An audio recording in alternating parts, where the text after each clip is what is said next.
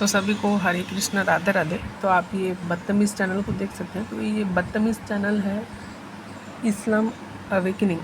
हालांकि ये एक सिंधु तो बिल्कुल नहीं है ये, लेकिन जानबूझ के ऐसे सरनेम लगाता है। ये एक्चुअल मुस्लिम ही है, ठीक है। देखिए ये इसका ना एक्चुअल नाम अली राजा है। इस्लाम अवेकनिंग देखिए यहाँ लिखा हुआ भी है। तो इसका आप देखिए चालबाजी देखिए, ये वेद का भेद से देता है। हिंदू फोर्ब्स एक्सपोस्ट वेबसाइट में देख लीजिए, सब खंडन हो जाएगा अच्छे से। तो इसने ये वर्ष दिया मनुस्मृति का 9.59 और ये बोल रहा है कि यहाँ पे नियोग कहा है, नियोग का प्रथा है।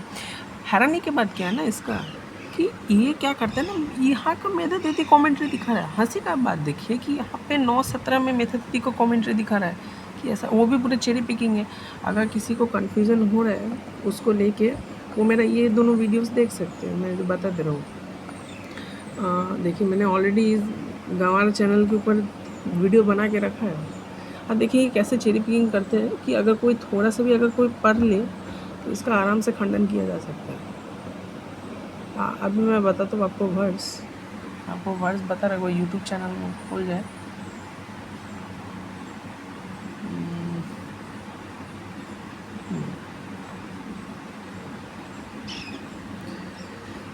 देखिए मैंने इसको पार्ट 1A 1B में मनुस्मृति का 15, 16, 17, 18 ये 4 श्लोक है।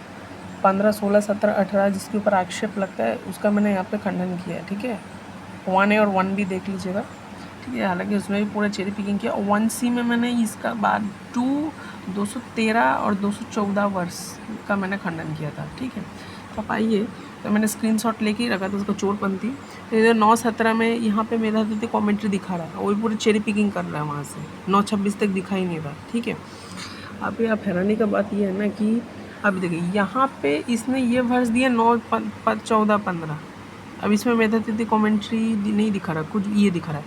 लेकिन हमने इसका देखा, इसका बोलने का मतलब क्या था, विरक्ति लाने के लिए था। और मैंने आपको पूरा कॉन्टेक्स्ट में बताया था, ठीक है। 9:26 अब मेरा वो वाला वीडियो देखिए। फिर इसने देखिए ये श्रीमद् भागवतम, इसके ऊपर मैं वीडियो बनाऊँगा, देखिए। फिर 988 के ऊपर भी एक्सेप्ट लगा, उसके ऊपर वीडियो बनाऊँगा मैं बाद में। देखिए इसने ना 8.29 का भी मैंने खंडन किया था कि अब देखिए यहाँ पे वो मेधा तिथि कॉमेंट्री नहीं दिखा रहा। देखिए जहाँ पे लग रहा है कि चेरी पिकिंग कर सकता है, जहाँ पे मेधा तिथि कॉमेंट्री सपोर्ट नहीं कर रहा डायरेक्टली, जहाँ पे लग रहा है कि हाँ ये मेधा तिथि कॉमेंट्री दिखा सकता है, जहाँ पे इसको मेधा तिथि कॉमेंट्री सपोर्ट कर रहा है, वो भी चेरी पिक्ड है। मेधा तिथि कॉमेंट्री अगर पूरा पढ़ेंगे 9:26 तक तो आपको पूरा क्लियर हो जाएगा। तो इसका ये फ़ायदा उठा के वहाँ पे मेधा तिथि कॉमेंट्री देता है, लेकिन यहाँ पे मेधा तिथि कॉमेंट्री नहीं देगा क्योंकि वो इस बात को सपोर्ट ही नहीं करता। इसका मैंने ऑलरेडी खंडन यहाँ पर कर दिया था, अगर आप देखना चाहें मैंने इसका खंडन यहाँ पर किया हुआ था। हाँ ये देखिए, मैंने जब सत्यानंद महाराज को मैंने जब एक्सपोज किया था तो मैंने यहाँ पे तो आज ये वाला वर्ड्स में मैंने किया था। ये 299 था, तो मैंने इसका देखिए पूरा ये पढ़ा है, ठीक है। और इसको पूरा मैंने ये वाला भी वीडियो देख सकते हैं, सत्य का 10 में पाखंडी एक्सपोज। तो उस पाखंडी को मैंने एक्सपोज किया था, ठीक है। तो ये देखिए एक बार, हाँ।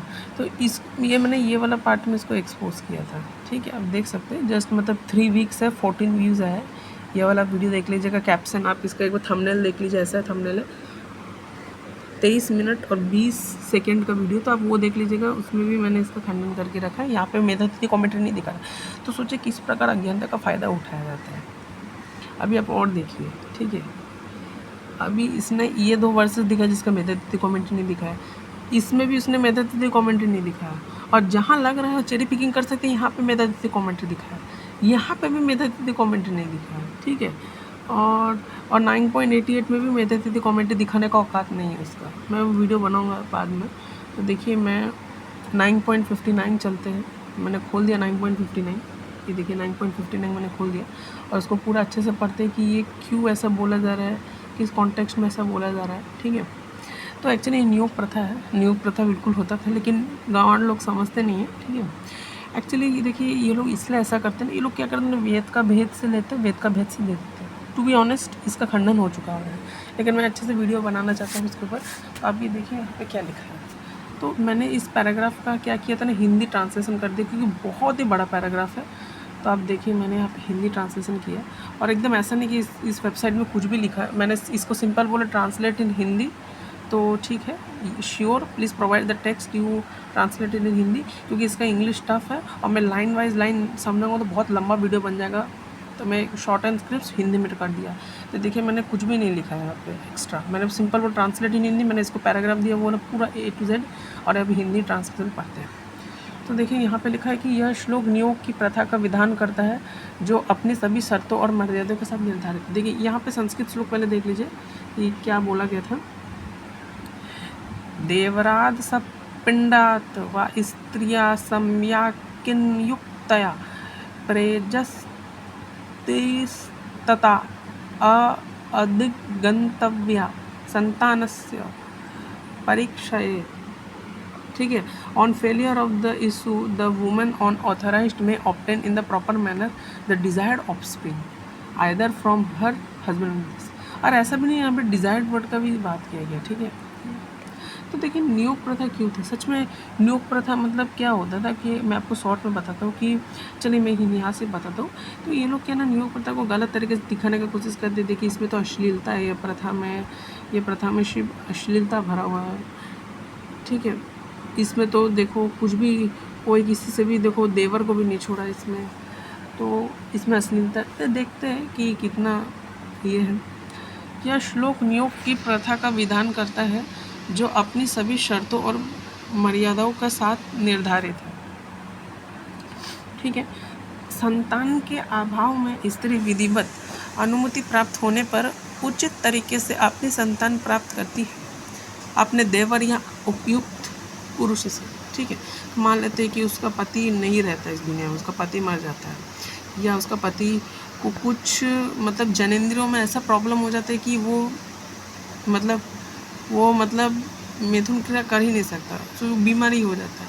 तो उस केस में अगर संतान चाहती है, ठीक है, हालांकि इसमें पुत्र का भी बात किया कि पुत्री का भी है, लेकिन अगर वो संतान चाहती है, कोई भी संतान चाहती है, तो इच्छा करती है, तो वो ये प्रथा बिल्कुल कर सकती है। तो आज मैं आपको कमेंट्री से बताऊंगा, बहुत बड़ा कमेंट्री है। यह श्लोक नियोग प्रथा का विधान करता है, जो अपने सभी शर्तों और मर्यादाओं के साथ निर्धारित है। संतान के अभाव में स्त्री विधिवत अनुमति प्राप्त होने पर उचित तरीके से अपनी संतान प्राप्त कर सकती है अपने देवर या अन्य उपयुक्त पुरुष से। यह संतान का अभाव वही कष्ट है जिसका श्लोक 56 में किया गया है। ठीक है, अब देखिए संतान क्यों प्राप्त होना है, स्पेशली पुत्र के बारे में कभी कभी प्रार्थना किया जाता है, क्यों किया जाता है। ठीक है, मैं आपको बता दूँ, यहाँ पे देखिए पद्म पुराण का ये जो रेफरेंस है ये पढ़िएगा। The purpose of having son is to receive pindas from him at a shraddha ceremony. Having सन, तो ऐसा नहीं लिखा है कि पर्पज ऑफ हैविंग सन का मतलब ये है कि हमको पुत्री नहीं पसंद है, पुत्र अच्छा होगा, पुत्र ये होगा, पुत्र वो होगा, नहीं। सिंपल बताया गया कि पर्सन सन का यही है कि वो पिंडदान कर सके अपने माता पिता के लिए एट द श्राद्ध सेरेमनी, और तर्पण दे सके। For this purpose only wise take a wife. ठीक है, ये a man is release from his death to the manes on seeing his son face, इसलिए इस टाइप का वर्सेस लिखा हुआ है। तो मेन यही है, और इवन डॉटर का भी प्रार्थना किया गया, अगर किसी को देखना हमें दिखा तो ठीक है, हमें ट्रांसलेशन पढ़ते हैं। यह संतान अंतान शब्द का अर्थ पुत्र है। जहाँ तक कि पुत्री का संबंध है, वो तभी संतान मानी जाती है जब उसे नियुक्त किया गया हो, क्योंकि केवल उसी स्थिति में वो अपने पिता के वंश को आगे बढ़ाती है, जो सामान्य परिस्थितियों में पुत्री नहीं करती। तो आप यहाँ देख लीजिए कि यहाँ पुत्री का भी संबंध है, उनको भी संतान माना गया है। अगर कोई नियोग से पुत्री भी चाहता है वो प्राप्त कर सकता है, बिल्कुल कर सकता है। ठीक है, पुत्री भी चाहता है तो प्राप्त कर सकता है, लेकिन जनरली जो नियोग जो करने का जो तरीका है, नियोग वो इसलिए किया जाता था मेनली पुत्र के लिए। पुत्री के लिए भी कर सकते थे, यहाँ पे बोला गया है कि पुत्री के लिए भी कर सकते हैं, लेकिन जिसको पुत्र चाहिए, जो अपने मरे हुए पति का तर्पण दे सके या श्राद्ध सेरेमनी में ये कर सके, उसको तुष्ट कर सके, तो वो कर्म कांड जो तरीके होते श्राद्ध का, वो पुत्र ही कर सकता था। इसलिए पुत्री का कामना किया जा रहा है, जैसे मैंने आपको पद्म पुराण से भी बताया। ठीक है, तो यहाँ पे ऐसा नहीं बोला जा रहा है कि पुत्री मना है, एक पर्टिकुलर कंडीशन में है। और मैंने आपको दिखाया कि पुत्र का क्यों कामना किया जाता है। पुत्र का इसलिए कभी कभी कामना किया जाता है, इसलिए कामना किया जा रहा है क्योंकि आपका तो क्या, ताकि अग्नि दे सके। मरते समय अग्नि कौन देता है? पुत्र ही देता है। ठीक है, यह श्राद्ध सेरेमनी सब पुत्र ही करता है, तो इसलिए ये विधान है। इसमें कोई डिस्क्रिमिनेशन नहीं है कि पुत्र नहीं है, पुत्री नहीं है, ऐसा नहीं है, ऐसा नहीं है। मैंने आपको ठीक है, ऐसा बिल्कुल नहीं है। पुत्री का भी इच्छा का वर्णन है, जैसे मैं आपको अभी यजुर्वेद का 22 का 22 दिखा था। ये यजुर्वेद का 22वां अध्याय का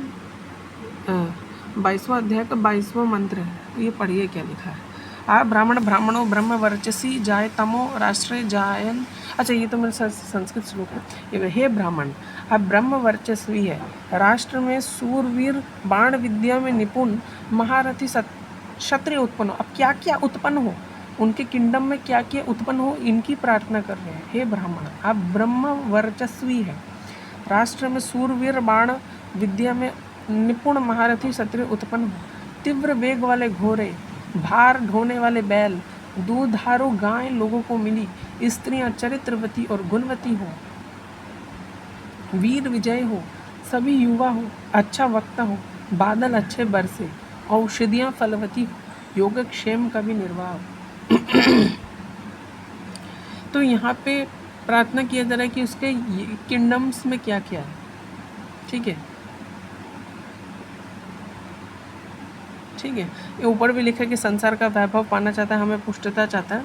तो यहाँ पे साफ साफ लिखा है कि यहाँ पे किंगडम का बात किया जा रहा है। ठीक है, तो हमको क्या क्या चाहिए, क्या क्या सुख चाहिए, तो उसमें ये भी सुख बताया जा रहा है कि स्त्रियाँ चरित्रवती और गुणवती हो, है ना। स्त्रियाँ चरित्रवती, क्या क्या उत्पन्न हो, क्षत्रियाँ उत्पन्न हो। ठीक है, फिर विजय हो, सभी युवा हो, अच्छे वक्ता हो, बादल अच्छे बरसे। तो ये अपने राज्य में प्रार्थना कर रहा है जिसमें स्त्रियाँ चरित्रवती गुणवती हो। तो यहाँ पे देखिए स्त्रियों का भी प्रार्थना किया जा रहा है। और अब जैसे मैं आपको दिखाता हूँ कि जैसे बृहदारण्यक उपनिषद में भी है, he who wishes that a daughter should be born to him, who would be scholar and attend a full terms of life, should have rice cooked with sesame। ऐसे कर्मकांडी तरीका बताया जा रहा है कि अगर जिसको डॉटर चाहिए, जिसको डॉटर का इच्छा है। इवन गृह सूत्र ये भी है, अश्वलय वन गृह सूत्र, इसमें भी डॉटर के बारे में बात किया जा रहा है, डिजायरस ऑफ फीमेल चिल्ड्रन। ठीक है, इवन देवी भागवत पुराण में भी बहुत सारे वर्सेस मिल जाएंगे। देखिए जैसे मैंने यही एग्जांपल दिया था कि ये, तो इसमें ना बर्थ ऑफ इंडस्ट्रियस वुमन हो किंगडम में, ये जो मैं वर्स दिखा रहा था आपको, तो ये जो वर्स है ये स्त्रियां चरित्रवती गुणवती हो, क्या क्या उत्पन्न हो, चरित्रवती और गुणवती स्त्रियां उत्पन्न हो। तो यहाँ पे स्त्रियों का भी इच्छा के बारे में वर्णन किया जा रहा है। तो ऐसा नहीं है कि कोई भेदभाव है, बिल्कुल नहीं। इवन महाभारत में अच्छा ठीक है, वो मुझे याद नहीं आ रहा एग्जाम्पल, लेकिन एक अच्छा एग्जाम्पल था। ठीक है, बताऊँ अगले वीडियो में याद आएगा। तो आप ये देखिए कि यहाँ पे बताया जा रहा है कि स्त्रियाँ चरित्रवती गुणवती है 22.22 में यजुर्वेद। ठीक है, तो यहाँ पे साफ साफ है कि संतान मानी जा सकती है, ऐसा नहीं है। वह अपने पिता के वंश को आगे बढ़ाती हो, संतनोती, जो समस्या परिस्थिति में पुत्री नहीं करती, बस इसलिए ऐसा बोला जा रहा है। यहाँ पे कोई भेदभाव नहीं है, आप पहले ये समझा, पूरा पढ़ लेंगे तो आपको समझ आ जाएगा। ऐसे संतान के अभाव का अर्थ है पुत्र को का जन्म ना होना, या पुत्र का जन्म लेके मर जाना, और पति द्वारा पुत्री को नियुक्त ना करना। आगे यह स्पष्ट किया जाएगा कि स्त्री को नियुक्त पुत्री या पुत्र के किसी अन्य विकल्प को अपनाने का अधिकार नहीं है। नियुक्त पुत्री या पुत्र के किसी अन्य विकल्प को अपनाने का अधिकार नहीं है, इसलिए वह केवल बड़े की अनुमति से ही संतान उत्पन्न कर सकती है। यह विचार कहाँ से प्राप्त हुआ कि अनुमति बड़े द्वारा दी जानी चाहिए। यह अन्य स्मृति ग्रंथों से प्राप्त है। यह वह विचार नियोग अर्थात अनुमति शब्द से ही स्पष्ट हो जाता है। सामान्य व्यवहार में अनुमति हमेशा किसी उच्च व्यक्ति से ही मानी जाती है। जैसा गुरु जब शिक्षा देता है तो यह नहीं कहा जाता कि शिष्य की अनुमति से पढ़ा रहा है, बल्कि शिष्य को ही पढ़ने और दोहराने की अनुमति दी जाती है। यह बड़े से अभिप्राय है सास ससुर देवर और पति के कुल के अन्य सदस्य, ना कि स्त्री के अपने पिता या अन्य संबंधी। ठीक है, क्योंकि देवर से करने तो हमको परमिशन भी उसके पति के परिवार से लेना पड़ेगा, ससुराल से लेना पड़ेगा, क्योंकि इस अनुमति से संतान उत्पन्न होती है तो वही पति के पक्ष के लोग संतान युक्त कहलाते हैं और उस संतान द्वारा किए गए श्राद्धादि कर्मों में लाभान्वित होते हैं। देखिए यहाँ पे श्राद्धादि कर्मों के बारे में बात किया जा रहा है। मैंने आपको एक और श्लोक दिखाया जिसमें भ्रूण हत्या का भी मना किया गया है। लोग बोलते हैं ना कि फीमेल इन्फेंटिसाइड है, साफ साफ वहाँ पे भ्रूण हत्या को ब्रह्म हत्या गौ हत्या का पाप के बराबर बोला गया है। ठीक है इसका उत्तर पहले भी दिया जा चुका है कि केवल वही लोग अनुमति दे सकते हैं जिस संतान के कारण संतान भी कहलाते हैं। इसके अतिरिक्त जब श्लोक देवर और सपिंड का उल्लेख करते तो वो किसी एक भी गोत्र के सभी व्यक्ति अभिप्रेत होते हैं। महाभारत में भी कई स्थान दिखाए जाते हैं अनुमति केवल पति पक्ष के संबंध में द्वारा ही दी जाती है। इसके कारण जब पति के भाई का पुत्र मौजूद हो तो नियोग का अनुमति नहीं दिया जाता। ये भी पूरा पढ़ना चाहिए क्या लिखा है। वास्तव में संतान से मिलने वाले लाभ किसी भी व्यक्ति को मिलता है जिसे संतान उत्पन्न करने की अनुमति दी गई हो, और केवल वही व्यक्ति उन अनुमति का अधिकार होता है जो संतान से मिलने वाले स्नेह और संतोष की इच्छा रखता है। इस प्रकार मृत व्यक्ति को कोई लाभ नहीं होता, फिर उस संतान को संतान कैसे कहा जा सकता है। देखिए इसका उत्तर यह है कि मृत व्यक्ति को भी लाभ होता है, जैसे तर्पण आदि के रूप में। मैं इसलिए बोल रहा हूँ ना, मेन यहाँ पे ये है तर्पण आदि के रूप में। ये बात प्रामाणिक ग्रंथों में स्पष्ट कही गई है। यद्यपि मृत व्यक्ति स्वयं संतान उत्पन्न करने का पूरा विधान नहीं कर पाया, फिर भी शास्त्र यह बताते हैं कि नियोग के नियम के अनुसार उसकी पत्नी में उत्पन्न संतान द्वारा उसे तर्पण आदि प्रदान किया जाता है। इससे यह सिद्ध होता है कि उस मृत पिता को भी संतान से लाभ होता है। इसका विस्तार आगे किया जाएगा। देखिए उस मृत पिता को भी संतान से लाभ होता है। देखिए इसलिए बताया जा रहा है, इसलिए यहाँ पे थोड़ा सा पुत्री भी उत्पन्न किया जा सकता है नियोग में। मेहता दीदी कॉमेंट से साफ साफ हो गया, लेकिन मेन यहाँ पे पुत्र को बोला गया है। ठीक है, और क्यों बोला गया इसलिए पढ़ लीजिए। देवर अर्थात पति का भाई, सपिंड अर्थात पति के कुल का व्यक्ति, अन्य स्मृति में एक ही जाति के व्यक्ति से संतान उत्पन्न करने का जो विधान है उसका यही अर्थ है। उचित विधि से इसका अर्थ है कि उन नियमों का पालन करना, जैसे पुरुष द्वारा घी आदि का अभिषेक करना, इच्छित संतान प्राप्त की जा सकती है। यहाँ प्रयुक्त धातु का वध आज्ञा के अर्थ है। इच्छित शब्द से तात्पर्य है कि कर्तव्यों को निभाने की क्षमता, जिससे यह संकेत मिलता है कि यदि पुत्री या अंधा अथवा बहरा पुत्र उत्पन्न हो तो नियोग की प्रक्रिया को पुनः किया जा सकता है। अब यहाँ पे जैसे लिखा है कि पुत्री, तो फिर हमको पूरा प्रक्रिया करना चाहिए, लेकिन हमने साफ साफ बताया कि पुत्री कर सकता है, इच्छित संतान प्राप्त की जा सकती है। यहाँ प्रयोग धातु का प्रयोग विधि आज्ञा से है।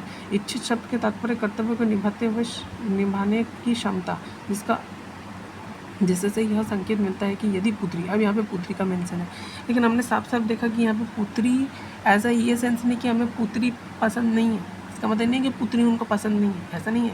यहाँ पे मेन पुत्र पाने का यही है कि पत्नी से उत्पन्न संतान द्वारा उसे तर्पण आदि प्राप्त किया जाए। इससे यह सिद्ध होता है कि उसे मृत व्यक्ति को भी संतान से लाभ मिलेगा।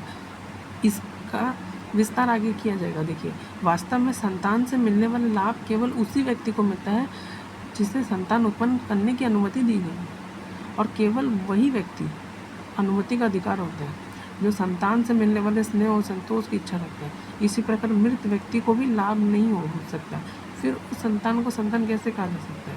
मृत व्यक्ति को भी लाभ होता है तर्पण के आदि। तो आपने ये पूरा कॉन्टेक्स्ट पढ़ा, जैसे उस संतान द्वारा किए गए श्राद्ध आदि कर्मों से लाभान्वित होते हैं। तो यहाँ पे कोई भी ऐसे भेदभाव नहीं किया जा रहा है कि हमको पुत्री का उत्पन्न को थोड़ा डिमीन किया जा रहा है, फिर पुत्र का उत्पन्न को डिमिन दबाया जा रहा है, पुत्र के उत्पन्न को बढ़ाया जा रहा है, ऐसा नहीं है। पुत्र का उत्पन्न का मेन कारण यही है कि वो अग्नि दे सके, वो अपने माता पिता को आत्मा की शांति के लिए, तृप्ति करने के लिए जो प्रक्रिया होती है, कर्मकांडी तरीका होता है, कर्मकांडी विधान होता है, वो कर सके। ऐसा नहीं है। शास्त्रों में बहुत सारा ऐसा जगह है जहाँ पे पुत्री का इच्छा के बारे में बोला गया है। जैसे अभी मैंने आपको बृहदारण्यक उपनिषद दिखाया, मैंने आपको यजुर्वेद का 22.22 दिखा, जिसमें वो एक राजा अपने किंगडम में एक गुणवती स्त्री का प्रार्थना करता है। तो यहाँ वहाँ है। इवन अब देखिए और भी देवी भागवत पुराण है, ठीक है। अभी मैं आपको जैसे दिखाता हूँ, जैसे ये है, ये देखें, जैसे ये अग्नि पुराण है, O 32.14, O twice born when one, otherwise 24 और 36 garlands should be consecrated to the sun with a ring or middle fingers by those who desire for a daughter। देखिए फिर अग्निपुराण 325.20 से लेकर 20 तक है। By this worship a person desired of getting a daughter would get a daughter, a person not having a son would get a son, an unfortunate woman would get fortune. देखिए शिव पुराण का है ये वाला। A person having no son shall make 50,000 phallic image, one shall get daughters by causing 10,000 such to be made. तो daughters का भी इच्छा के बारे में बताया गया है। अब यहाँ पे कोई बोल सकते 50,000 है, यहाँ पे 10,000 है, वही है सन, ऐसा नहीं है। यहाँ पे डॉटर्स का भी इच्छा का अल्टीमेटली मेंशन किया जा रहा है। पुत्र का इन शॉर्ट इसलिए यहाँ पे ज़्यादा ये किया जा रहा है क्योंकि वो श्राद्ध आदि कर्मों में ये कर सके। लेकिन ऑन द कॉन्ट्रेरी आप अगर कॉमन सेंस ही लगाइए, अगर यही बोलना था, क्योंकि हमारे शास्त्रों में तो ये भी बोला गया कि वंशज को आगे बढ़ाना काफ़ी इंपॉर्टेंट बात है, तो अगर यही सच में बोल दिया जाता है कि पुत्री को डिमीन करो तो वंशज कैसे बढ़ेगा आगे? समझिए ना थोड़ा बात। वन गेट डॉटर्स के बारे में बात किया जा रहा है कि can get by causing 10,000 such to be. फिर देवी भागवत भी बहुत रिचुअलिस्टिक है इसमें, कि इसमें बताया जा रहा है कि if homa be perform with laja fire mix with curds milk and daughter will be obtain, ऐसे से बताया। इफ़ होमा एंड परफॉर्म विद प्रिय, ऐसे से बताया जा रहा है। तो वन वाइफ्स अंडर मेंस्ट्रुएशन इन एक्सीलेंट सल विल बी ऑप्टेन, ठीक है। तो आप देखिए यहाँ पे बताया जा रहा है कि सन और मैन का, ठीक है। तो जैसे आप ये भी देखिए कि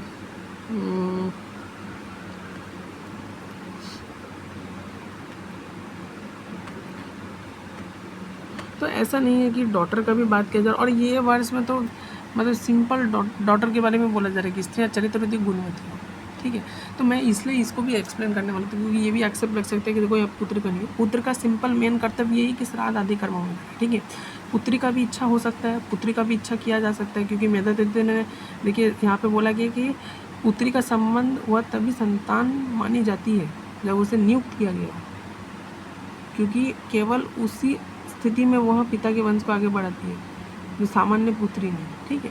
तो यहाँ पे इस सेंस में बोला गया है कि पुत्र का ज़्यादा इम्पोर्टेंस है। ऐसा नहीं है कि इन जनरल हमेशा इम्पोर्टेंस है, एक ऐसा कंडीशन है जिसमें हमको पुत्र चाहिए ताकि ये सब कार्य कर सके, अपने पिता की आत्मा को शांति दे, ठीक है। तो इसलिए ये प्रथा है, ऐसा नहीं कि पुत्री को डिमीन किया जा रहा है, ठीक है। मैं नेक्स्ट वीडियो इसमें लाऊंगा कि क्या सच में पुत्र की उत्पत्ति को ज़्यादा महत्व दिया गया पुत्री की उत्पत्ति से, बिल्कुल नहीं, ऐसा नहीं है। पुत्री की उत्पत्ति, पुत्रियों की उत्पत्ति का भी आपको वेद में मिल जाता है, किसी पुत्री का उत्पत्ति है, अभी जैसे मैंने दिखाया, पुराणों में भी बहुत सारा मिल जाएगा आपको रेफरेंस, किसी पुत्री का उत्पन्न करने का बात किया जा रहा है कि मुझे पुत्री चाहिए। महाभारत में भी मिलता है, ठीक है, महाभारत में मिलता है कि पुत्री चाहिए, से पुत्री के लिए भी व्रत किया जाता है, ठीक है। तो पुत्र का मेन कर्तव्य यही है कि एक तो वंशज बढ़ाए, और दूसरा ये है कि वो तर्पण दे सके, श्राद्ध आदि कर्मकांडी तरीके कर सके और शांति प्रदान करे। इसका मतलब नहीं है कि अब पुत्र को बढ़ाया जा रहा है, पुत्री का भी इच्छा किया जाता है, ठीक है, पुत्री का भी बिल्कुल इच्छा किया जाता है। तो आपने ये समझा कि ये नियोग प्रथा था, और ये क्यों था, किस कंडीशन में कहा कि ये एक भी लस्ट नहीं है। तो आप देखिए इसका ये वाला, कभी कभी वो ये दिखाएगा, कभी कभी वो नहीं दिखाएगा। देखिए, a woman whose husband is dead and who desires offspring may bear a son to her brother-in-law, she should obtain the permission for his elders should have intercourse during her period only. One failure of her brother-in-law, she may obtain offspring from Sapinda, a Sayotra, a Saman Pravara, or from one belonging to the same caste. Some people hold that she should do this with none but her brother-in-law. The widow may seek to raise her offspring to her deceased object. A son begotten on a widow whose brother-in-law is alive by another relative is excluded from inheritance. After expiry of 6 months from her husband death, she may, with the authority of her elders, bear a son to her brother-in-law in case she has no son.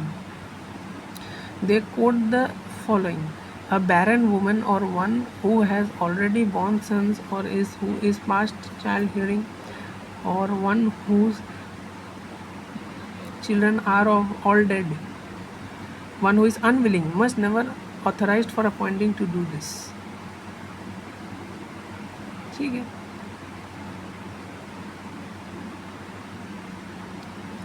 After completion of 6 months from the death of the सीसल बात and funeral ये है. फिर आप यहाँ पे देखिए पुत्र का बात किया जा रहा है, मतलब संतान का बात किया जा रहा है. फिर ये a woman is without a son, her this married with birth shall approach during her period, this he shall approach only doing this. A son born in a marriage क्षेत्रज. अब देखिए ये इंपॉर्टेंट है. The new authorization of widow is to raise offspring of her deceased husband after having declared by Manu has been forbidden by himself on account of deterioration in the nature of cycles. This cannot be done by all in proper form. In Krit, मतलब सतयुग, त्रेत and Dwapar cycles, men with imbued with austerity and with knowledge, क्योंकि उस समय main lusty नहीं होते थे, लेकिन कलयुग में मेन लस्टी हो जाएंगे, डिटोरिएशन हो जाएंगे, उस कैपेसिटी में लस्टी हो जाएंगे, इसलिए नियोग प्रथा कलयुग में वर्जित है. तो इसको पढ़ना चाहिए, पूरा पढ़ना चाहिए. नियोग प्रथा कलयुग में वर्जित है, तुम्हारा हलाला प्रथा तो कलयुग में भी है.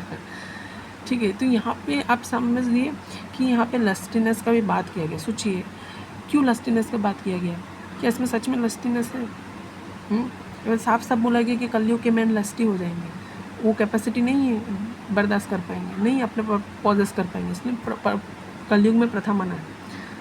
फिर देखिए, should this husband of childless woman die, she should go to a brother in law, obtain a desire son, receive the unnecessary from this, she shall intercourse, her son is born, and when the son is born he must leave her, it will be sinful intercourse otherwise. देखिए यहाँ पे किसी भी प्रकार से ऐसा नहीं बोला जा रहा है कि आपको अश्लीलता प्रमोट किया जा रहा है. या देखिए, when a son is born, अगर देवर के साथ उसने जो पुत्र उत्पन्न किया या पुत्रियाँ उत्पन्न की, तो जैसे ही पुत्रियाँ उत्पन्न हुई, ठीक है, अब देवर को उसको छोड़ के चले जाना है, क्योंकि वो उसका पति नहीं है. देखिए ये भी बात बताया जा रहा है. क्यों बोला जा रहा है? नहीं बोलना चाहिए था. अगर सच में अश्लीलता फैलाना जैसे बातें क्यों बोला जा रहा है? तो ये लोग है ना, कभी कभी on the death of her husband on account abandoning her husband, a woman may beget a son from a man of his own caste. अब ये पढ़ने के लिए सेम है. देखिए, she should not be permitted during the Kali age, as during this age men are inclined to be sinful. देखिए साफ साफ वुमेन का सेफ्टी के बारे में बताया गया. But this remarriage of women, remarriage के बारे में बात किया जा रहा है. देखिए, she shall go through sacraments of marriage again with any other man. देखिए मैरिज का भी बात किया जा रहा है, ठीक है, लेकिन एक पर्टिकुलर एज आ जाए जिसमें मैरिज करने का इच्छा नहीं तो नियोग भी कर सकती है. A person shall not make over his wife who occupies the position of genitals to other in order to cause children to make it, for they declare that a bride is giving father to her husband and all. ये forbidden for the present age on account of incapacity of man's senses. तो ये सब नीच लोग कभी नहीं पढ़ेंगे. A man desire of having offspring of his dead brother may get a child on his widow, he shall leave her husband as soon as conception taken place. देखिए again, he shall never approach, here she has got a child. तो यहाँ पे कहाँ अश्लीलता फैला कर रहा है? नेवर अप्रोच, क्योंकि उसका असली पति ही उसका ही है ना. आफ्टर कैरिड आउट नियोग, one should perform the prescribe penance for expiation. तो यहाँ देखिए, आप पूरा कॉन्टेक्स्ट में पढ़ लिए, लेकिन ये लोग कभी कभी क्या करते हैं, कभी कभी ये लोग ये दिखा देंगे, जिसमें ऐसा दिखा 9.17 में दिखा रहे थे, लेकिन वो किस कॉन्टेक्स्ट में बोला जाता है, मैं 9 पॉइंट पढ़ लिया था, ठीक है. देखिए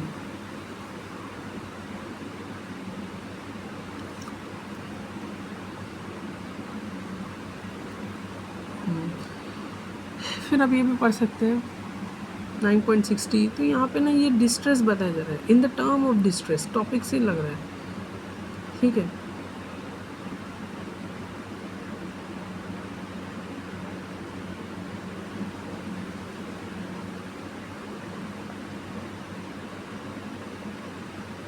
ठीक है, मैं इसके ऊपर एक और वीडियो भी बना दूंगा कि जिसमें उसमें और भी बहुत सारे वर्सेस हैं,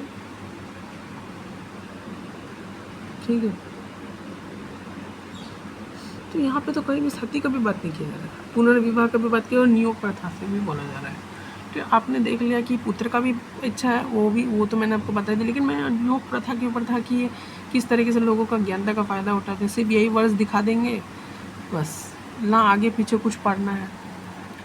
और ये जो बोल रहे इसका ये पाया नहीं जाता, पाया जाता है, ये लोग एक्चुअली इसलिए करते हैं ना क्योंकि देखिए, क्योंकि ये अपने फॉलोअर्स को ये दिखाना चाहते हैं कि आप इस्लाम फॉलो करें किसके बलबूते पे, कि हिंदू धर्म खराब है, इसके बलबूते पे नहीं कि आपका हदीस अच्छा है।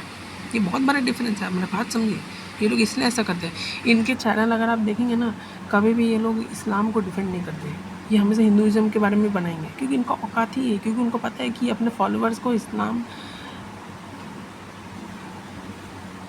पर विश्वास किस बलबूते पे कर सकते हैं। हिंदुज़म के बारे में बुराई रखे, झूठा झूठा रेफरेंस देके, ये कभी अपने इस्लाम को डिफेंड ही नहीं कर सकते। ये जो नियोग बोल रहे हैं, इनका हलाला प्रथा, इवन इनके स्क्रिप्चर्स में नेक्रोफिलिया पेडोफिलिया है, और ये हमारे स्क्रिप्चर में चिल्ला रहे हैं। बेस्टैलिटी है इनके स्क्रिप्चर में, क्या बोलूँ मैं आपको, बताइए। इवन ये भी एक केस होता है कि जिसमें इनके जो ये है मोहम्मद, इनका जो प्रॉफिट है,